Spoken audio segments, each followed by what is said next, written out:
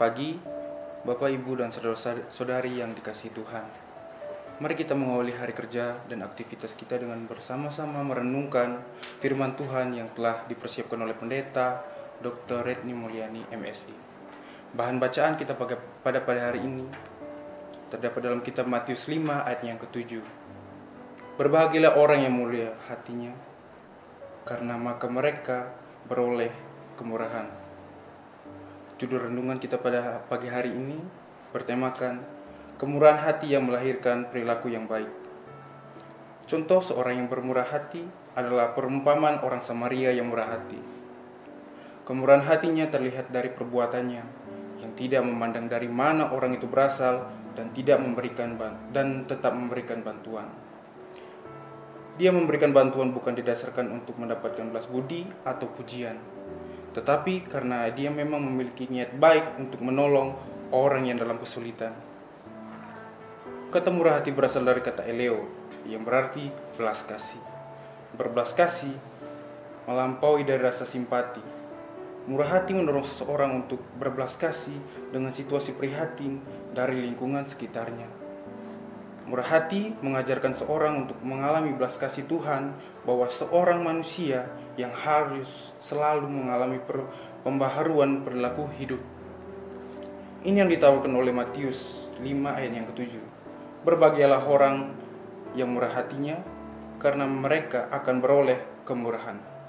Salah satu ucapan bahagia ini diungkapkan dalam teks Matius 5 ayat yang ke-7 dan menjadi ajakan para pendengar yang mengalami kemurahan Tuhan. Seorang yang murah hati, maka akan terjadi pembaharuan perilaku menyeluruh. Pembaharuan dalam relasi dengan dirinya sendiri, relasi sosial, dan terutama relasi dengan Tuhan. Inilah yang terjadi dalam kehidupan orang Samaria yang murah hati. Dia menyadari bahwa dirinya bukanlah siapa-siapa, tetapi dia mengalami belas kasih Tuhan, sehingga hatinya digerakkan untuk melanjutkan kemurahan Tuhan yang dialaminya. Demikian pula kita, pastilah dalam kehidupan kita jalani mengalami berbagai kemurahan Tuhan. Walaupun kita sering melakukan sesuatu yang seringkali kurang berkenan, tetapi kemurahan Tuhan senantiasa dianugerahkan bagi kita. Saatnya kemurahan Tuhan kita salurkan kepada orang yang membutuhkan, berperilaku seperti orang perempuan Samaria yang murah hati.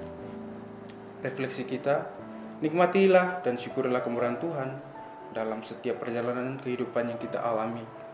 Mungkin tampaknya sederhana yang kita alami, tetapi dari hal yang sederhana itulah kita mengerti jika kemurahan Tuhan itu membuat kita bermurah hati terhadap sesama dan lingkungan sekitarnya. Mari berdoa. Ya Tuhan, karuniakanlah kepada kami kemurahan hati sehingga kami senantiasa mengalami pembaharuan perilaku. Jadilah kehendak-Mu, bukan kehendak kami. Amin.